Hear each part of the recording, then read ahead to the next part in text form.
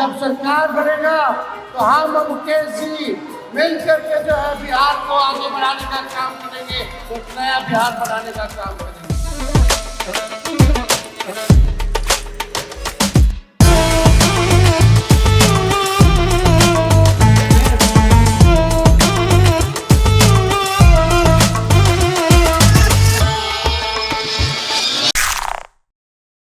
बिहार के अगले सीएम तेजस्वी और मुकेश सहनी डिप्टी सीएम होंगे।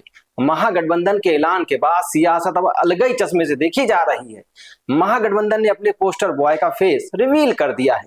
नाम के ऐलान में देरी हुई तो क्या देरी की भरपाई के लिए भी कोई स्ट्रेटेजी महागठबंधन ने बनाई है? आमतौर पर किसी भी चुनाव से पहले पार्टियां अपने पद, प्रतिष्ठा और अनुशासन के चलते अपने नेता की अगुवाई में चुनाव तो लड़ लेती हैं, मगर लास्ट मोमेंट तक अपने पत्ते नहीं खोलती।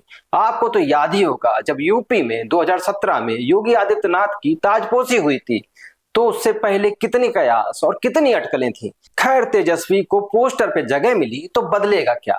कांग्रेस के युवराज जिस नाम को लेने से बचते कतराते रहे, उसे ऐन चुनाव से पहले ले लेने से गठबंधन को बिहार में क्या नफा नुकसान होगा? अब तेजस्वी कह रहे हैं कि गठबंधन के जरिए उनका मकसद सीएम बनना नहीं, उन्हें तो बिहार को आगे लेके जाना है। तेजस्वी अगर सीएम बनेगा तो बिहार के लोग भी सीएम बनेंगे, यानी चिंता मुक्त बनाएंगे हम। और यही नहीं बल्कि अपराध, भ्रष्टाचार मुक्त बिहार बनाएंगे। पढ़ाई, दवाई, कमाई, सिंचाई, सुनवाई और कार्रवाई वाली सरकार हम लोगों को बनाना है। मछुआरा मल्लाह समाज से आने वाले मुकेश सहनी को डिप्टी सीएम बनाने पर सहमति ने पोस्टर वार को और आंच दी है। पहली दफा है जब सीएम फेस के साथ डिप्टी सीएम के फेस को भी पर्दे के पीछे से आगे लाया गया है। ये वही मुकेश सहनी है जो 2020 में जब तेजस्वी को सीएम का चेहरा बनाने पर जोर दिया जा रहा था, तो उसी प्रेस कॉन्फ्रेंस में मुकेश सहनी भरी प्रेस कॉन्फ्रेंस से उठ के बाहर चले गए थे।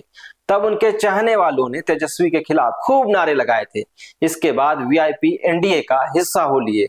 मगर अब 23 अक्टूबर की प्रेस कॉन्फ्रेंस में सहनी चुनाव में खुद को मिली कम सीटों की भरपाई करते दिखे।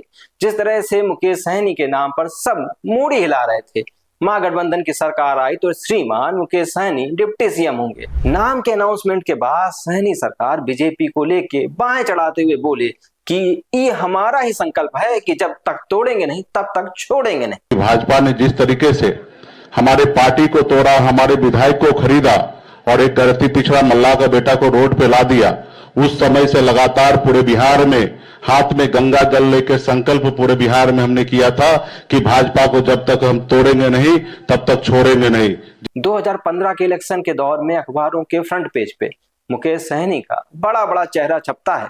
इतना पैसा कहां से आया? तब सुर्खियां ये भी बनी कि बीजेपी वीआईपी पर बैकडोर से खर्च कर रही है। 2015 से 2025 के बीच कई गठबंधनों में आते जाते मुकेश सहनी ने अपनी पहचान क्या इतनी मजबूत कर ली है कि वो डिप्टी सीएम के हकदार बन गए। मुकेश सहनी ने ये बढ़त हासिल कर अपने समाज के बड़े सपने को साकार कर दिखाया है। नमस्कार, मैं हूं अनुराग त्रिपाठी। आज बात उस इलेक्शन की जिसमें इल्जामों की झड़ी लगी है, तो दावेदार और उम्मीदवार भी मौका झपटने में लगे हैं। महागठबंधन के दोनों सिपहसालार बिहार में मोदी जी और सुशासन बाबू की मुश्किलें बढ़ा रहे हैं। कैसे, आइए जानते हैं। 8वीं पार मुकेश सहनी की कहानी सिर्फ राजनीति तक ही नहीं सिमटी है। बाकी बिहारियों की तरह मुकेश सहनी रोजी रोटी कमाने के लिए मुंबई गए। स्ट्रगल के दिनों में कॉस्मेटिक स्टोर खोला, सेल्समैन तक बन गए। फिर माया नगरी में सेट डिजाइन की फील्ड में किस्मत आजमाई। मुकेश ने वर्ल्ड प्राइवेट लिमिटेड नाम की कंपनी खोली। दिन बदले तो शाहरुख की देवदास और सलमान की बजरंगी भाईजान के सेट डिजाइन करने लगे। 2019 में वीआईपी महागठबंधन में हिस्सेदार बने। 2020 आया तो एनडीए में अस्तित्व तलाशने लगे। तब की नीतीश सरकार में पशुपालन जैसे अहम मंत्रालय के मंत्री तक बन गए। 2022 में सरकार दोबारा बनी, मगर मुकेश सहनी को रिपीट नहीं किया गया। अनदेखी हुई तो मुकेश सहनी ने फिर महागठबंधन का दामन थाम लिया। खास बात यह है कि जिस भी सरकार में रहे मुकेश सहनी हिसार समाज के बैनर तले डिप्टी सीएम की कुर्सी मांगते रहे। एक और दिलचस्प बात सुन लीजिए, महागठबंधन के सीएम तेजस्वी यादव 9वीं फेल हैं तो मुकेश सहनी 8वीं पास हैं, तो दोनों एजुकेशनल क्वालिफिकेशन के हिसाब से एक ही क्लास के स्टूडेंट हैं। बिहार की जाति जनगणना के आंकड़े बताते हैं कि मछुआरा समाज की हिस्सेदारी आबादी के लिहाज से महज 2.5% है। अति पिछड़ा समाज में तेली और मल्लाह सबसे बड़ा वर्ग है। मल्लाहों की आबादी 34 लाख बताई गई है। कुल 7.5 लाख परिवारों में से 2.5 लाख सबसे गरीब की कैटेगरी में आते हैं। महीने का 6,000 से भी कम कमाते हैं। इतने गरीब समाज से निकलकर मुकेश सहनी आज अपने समाज के लिए बड़ी उम्मीद बन गए हैं। मुकेश सहनी के नाम पे मुहर लगने के बाद उन्होंने ट्विटर आज के एक्स पर पोस्ट किया कि जो कभी लहरों से जूझता था आज वही मल्लाह का बेटा राजनीति की लहरें मोड़ रहा है। बात तो सही है, महागठबंधन टूट की आशंकाओं से घिरा है, मगर इस बीच ये बड़ा अनाउंसमेंट चुनाव में बिगुल फूंक गया। मुकेश सहनी का दावा है कि 2020 में उनके एनडीए में शरीक होने से नीतीश कुमार और बीजेपी कई सीटें जीतने में कामयाब रही। अब बीजेपी के पास क्या है भला? क्या बीजेपी अपने सीएम और डिप्टी सीएम का चेहरा बता सकती है? क्या डिग्री और अपराध के इल्जाम से घिरे सम्राट चौधरी को बीजेपी अपना अगला सीएम अपॉइंट कर सकती है? जन सुराज पार्टी के संस्थापक प्रशांत किशोर सबका कच्चा चिट्ठा लेके बैठे हैं। उनका दावा है कि सम्राट चौधरी हत्या के एक मामले में आरोपी थे, उन्हें इस केस से नाबालिग बनाकर बाहर लाया गया।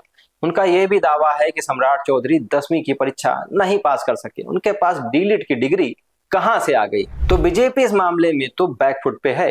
दूसरा, बीजेपी महाराष्ट्र का फॉर्मूला बिहार में भी ज्यों का त्यों चिपका सकती है। महाराष्ट्र में भी चुनाव के दरमियान एकनाथ शिंदे के सीएम बनने के सवाल पे बीजेपी गोल मोल टाल मटोल करती रही। फिर जैसे ही नतीजे फेवर में आए तो अपने डिप्टी को सीएम बनाकर शिंदे से कुर्सी खाली करा ली गई। तो ये नीतीश के साथ भी बिहार में हो सकता है। बीजेपी बिहार में नीतीश को रेंगता हुआ देखकर खुश है कि चलो काम हो गया। बीजेपी तो बीजेपी, कांग्रेस का क्या? कांग्रेस ने बिहार में जो मुनादी पीटी है उससे ये तो स्पष्ट है कि कांग्रेस बिहार के सहारे दिल्ली पे निशाना लगा रही है। दरअसल कांग्रेस बिहार के बहाने अपनी हैसियत तलाश रही है। गठबंधन में कांग्रेस बॉस के किरदार में है, मगर जब परफॉर्म करने की बारी आती है तो कांग्रेस की सांसें फूल जाती हैं। इसलिए राहुल एंड कंपनी बिहार में सियासत की चाबी तेजस्वी को देकर हाथ झाड़ के बैठी है। डिप्टी सीएम की कुर्सी भी उसने मुकेश सहनी के लिए छोड़ दी है। नीतीश उम्र से हारे हैं और तेजस्वी को यूथ लीडर का टाइटल मिला है, तो फायदा तो कमाएंगे ही। एनडीए में नीतीश की कमजोर होती पकड़ और बीजेपी की आंतरिक कलह का फायदा महागठबंधन को मिल सकता है। तेजस्वी की घोषणा से गठबंधन को परिवर्तन का नैरेटिव मिलता है, जबकि एनडीए को पुरानी सरकार के रूप में देखा जा रहा है। तेजस्वी यादव आरजेडी के मजबूत यादव मुस्लिम वोट बैंक को थाम के चलते हैं। अन्य पिछड़े वर्ग और महिलाओं में भी उनका खासा क्रेज है। तेजस्वी की योजनाएं जैसे युवा आयोग, डोमिसाइल पॉलिसी और परीक्षा शुल्क माफी युवाओं को सीधे लाभ पहुंचाती है, जो सोशल मीडिया और ग्राउंड कैंपेन में वायरल है। तो वोट अब की बार तेजस्वी की किस्मत के सहारे कांग्रेस की नैया भी पार लगा दे तो ताज्जुब तो नहीं ही होगा। आपको क्या लगता है? आप हमें अपनी राय कमेंट बॉक्स में बता सकते हैं। नमस्कार।